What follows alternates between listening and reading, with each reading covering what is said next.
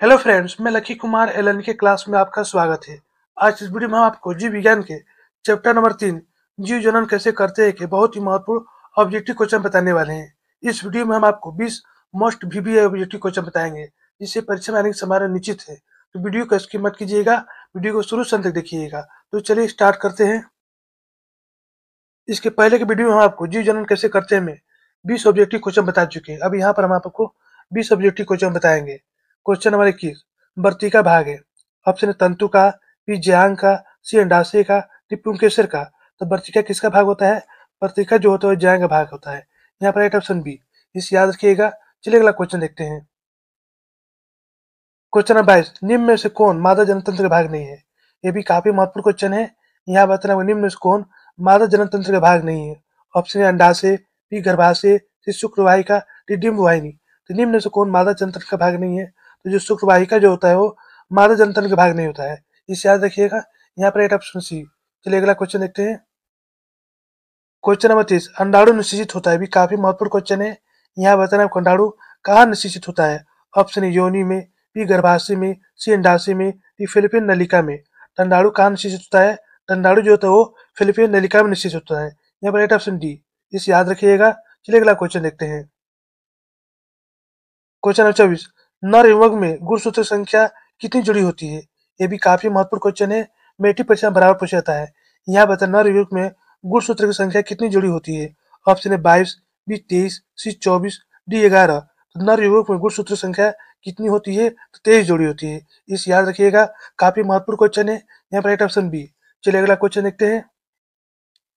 Question number 25 androgen क्या है? भी काफी महत्वपूर्ण क्वेश्चन है। यहाँ बता रहा हूँ एंड्रोजन क्या है। ऑप्शन है नर लिंग हार्मोन, बी मादा लिंग हार्मोन, सी पाचक रस, डी में से कोई नहीं। तो एंड्रोजन क्या है? तो एंड्रोजन जो है वो नर लिंग हार्मोन होता है। यहाँ पर राइट ऑप्शन है, इसे याद रखिएगा। चलिए अगला क्वेश्चन देखते हैं। क्वेश्चन नंबर 26 शुक्राणु का निर्माण होता है। ये भी काफी महत्वपूर्ण क्वेश्चन है। यहाँ बताना शुक्राणु का निर्माण कहाँ होता है? ऑप्शन है वृषण में, बी गर्भाशय में, सी अंडाशय में, डी इन सभी में। तो शुक्राणु का निर्माण कहाँ होता है? शुक्राणु का निर्माण जो होता है वो वृषण में होता है। यहाँ पर राइट ऑप्शन है, इसे याद रखिएगा। चलिए अगला क्वेश्चन देखते हैं। क्वेश्चन नंबर 26 निम्नलिखित में नर युवक कौन है? ये भी काफी महत्वपूर्ण क्वेश्चन है। यहाँ बताना निम्नलिखित में से कौन नर युवक है? ऑप्शन है शुक्राणु, बी अंडाणु, सी योनि, डी फिलिपिन नलिका। तो निम्नलिखित में से कौन नर युवक है? तो शुक्राणु जो होता है वो नर युवक होता है। यहाँ पर राइट ऑप्शन है। चलिए अगला क्वेश्चन देखते हैं। क्वेश्चन 28 उभयलिंग जीव का उदाहरण है। यहाँ बता रहे उभयलिंग जीव का उदाहरण कौन है? ऑप्शन है हाइड्रा, बी मनुष्य, सी मछली, डी बकरी। तो उभयलिंग जीव का उदाहरण कौन है? तो हाइड्रा जो है उभयलिंग जीव का उदाहरण है। यहाँ पर राइट ऑप्शन है, इसे याद रखिएगा। चलिए अगला क्वेश्चन देखते हैं। क्वेश्चन 29 आलू में कायिक प्रवर्धन होता है। ये भी काफी महत्वपूर्ण क्वेश्चन है। यहाँ बताना आलू में कायिक प्रवर्धन कैसे होता है? ऑप्शन है जड़ द्वारा, बी बीज द्वारा, सी फल द्वारा, डी तना द्वारा। तो आलू में कायिक प्रवर्धन कैसे होता है? तो तना द्वारा होता है। यहाँ पर राइट ऑप्शन डी। चलिए अगला क्वेश्चन देखते हैं। क्वेश्चन 29 डिखंडन पाया जाता है। यहाँ बताना डिखंडन किससे पाया जाता है? अपने स्पंज में, बी हाइड्रा में, सी जीवाणु में, डी में से कोई नहीं। तो डिखंडन किससे पाया जाता है? तो डिखंडन जो होता है वो स्पंज में पाया जाता है। यहाँ पर राइट ऑप्शन है। हाइड्रा में क्या पाया जाता है? तो हाइड्रा में मुकुलन द्वारा प्रजनन क्रिया होती है, इसे याद रखिएगा। चलिए अगला क्वेश्चन देखते हैं। क्वेश्चन 31 यौन परिपक्वता की अवधि को कहते हैं। यहाँ पर तरफ यौन परिपक्वता की अवधि को क्या कहते हैं? ऑप्शन किशोरावस्था, बी यौनारंभ, सी वृद्धि, डी में से कोई नहीं। तो यौन परिपक्वता की अवधि को हम क्या कहते हैं? तो यौनारंभ कहते हैं। यहाँ पर राइट ऑप्शन बी, इसे याद रखिएगा। चलिए अगला क्वेश्चन देखते हैं। क्वेश्चन नंबर 32 निम्नलिखित में से कौन जीवाणु जनित रोग नहीं है?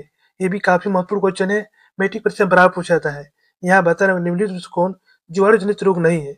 ऑप्शन है गोनेरिया, बी सिफिलिस, सी मस्सा, डी इनमें से सभी। तो निम्नलिखित से कौन जीवाणु जनित रोग नहीं है?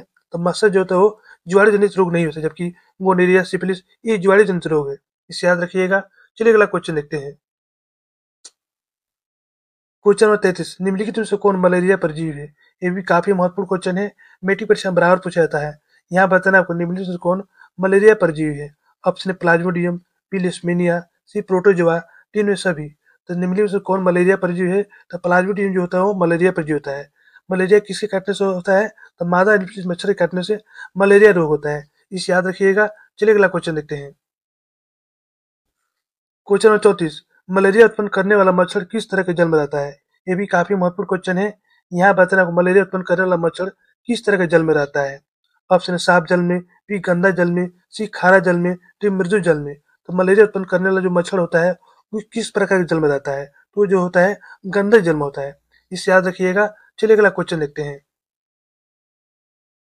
क्वेश्चन नंबर 35, डेंगू उत्पन्न करने वाला मच्छर किस तरह के जल में रहता है। यहाँ बताना आपको डेंगू उत्पन्न करने वाला जो मच्छर होता है वो किस प्रकार के जल में रहता है। ऑप्शन है साफ जल में, बी गंदा जल में, सी खारा जल में, डी मृदु जल में। तो डेंगू उत्पन्न करने वाला जो मच्छर होता है वो किस प्रकार के जल में रहता है, तो साफ जल में रहता है। यहाँ पर राइट ऑप्शन है, इसे याद रखिएगा। चलिए अगला क्वेश्चन देखते हैं। क्वेश्चन नंबर 36, मानव युवक में लिंग गुण संख्या कितनी होती है। भी काफी महत्वपूर्ण क्वेश्चन है। यहाँ बताना आपको मानव युवक में लिंग गुण संख्या कितनी होती है। ऑप्शन है 1, बी 2, सी 3, डी 4। तो मानव युवक में लिंग गुण संख्या कितनी होती है, तो पुरुष का लिंग गुण सूत्र क्या होता है, एक सर्वाई होता है, ठीक है। जबकि मादा का क्या होता है, तो मादा का एक सिक्स होता है, इसे याद रखिएगा। यहाँ पर राइट ऑप्शन हो जाएगा ऑप्शन बी 2, ठीक है। चलिए अगला क्वेश्चन देखते हैं। क्वेश्चन नंबर 37, प्रथम मासिक धर्म का प्रकट होना कहलाता है। ये भी काफी महत्वपूर्ण क्वेश्चन है। यहाँ बताना आपको प्रथम मासिक धर्म का प्रकट होना क्या कहलाता है। Option A menopause, B menarche, C मासिक चक्र, डी इनमें सभी। तो प्रथम मासिक धर्म का प्रकट होना क्या कहलाता है, तो मेनार्चे कहलाता है। यहाँ पर राइट ऑप्शन बी, इसे याद रखिएगा। चलिए अगला क्वेश्चन देखते हैं। क्वेश्चन नंबर 38, निम्नलिखित में से कौन लैंगिक जनन संचालित रोग है। ये भी काफी महत्वपूर्ण क्वेश्चन है। यहाँ बताना है निम्नलिखित में से कौन लैंगिक जनन संचालित रोग है। ऑप्शन ए अत्र ज्वार, बी सूजक, सी एड्स, डी बी और सी दोनों। तो निम्नलिखित में से कौन लैंगिक जनन संचालित रोग है, तो सूजक और एड्स जो होता है दोनों लैंगिक जनन संचालित रोग होते हैं। यहाँ पर राइट ऑप्शन डी, इसे याद रखिएगा। चलिए अगला क्वेश्चन देखते हैं। क्वेश्चन नंबर 39, भ्रूण का विकास होता है। ये भी काफी महत्वपूर्ण क्वेश्चन है। यहाँ बताना भ्रूण का विकास कहाँ होता है। ऑप्शन अंडाशय में, बी योनि में, सी गर्भाशय में, डी फैलोपियन ट्यूब में। तो भ्रूण का विकास कहाँ होता है, भ्रूण का विकास जो होता है वो गर्भाशय में होता है, इसे याद रखिएगा। चलिए अगला क्वेश्चन देखते हैं। क्वेश्चन नंबर 40, मानव नर जनन ग्रंथि कहलाता है। ये भी काफी महत्वपूर्ण क्वेश्चन है। यहाँ बताना मानव में नर जनन ग्रंथि क्या कहलाता है। ऑप्शन है वृषण, बी अधिवृषण, सी शुक्राशय, डी शुक्र जनन नलिका। तो मानव नर जनन ग्रंथि क्या कहलाता है, तो वृषण कहलाता है। यहाँ पर राइट ऑप्शन है, इसे याद रखिएगा। तो दोस्तों यहाँ पर हम आपको 20 मोस्ट वीवीआईबीटी क्वेश्चन बता चुके हैं, इसे याद कर लीजिएगा। तो दोस्तों ये पर हमारा वीडियो समाप्त होता है। यदि हमारी वीडियो आपको अच्छी लगती है तो लाइक सब्सक्राइब जरूर कीजिएगा, बेल आइकन जरूर दबाइएगा, जिससे नए वीडियो को नोटिफिकेशन आपको मिलता रहे। धन्यवाद।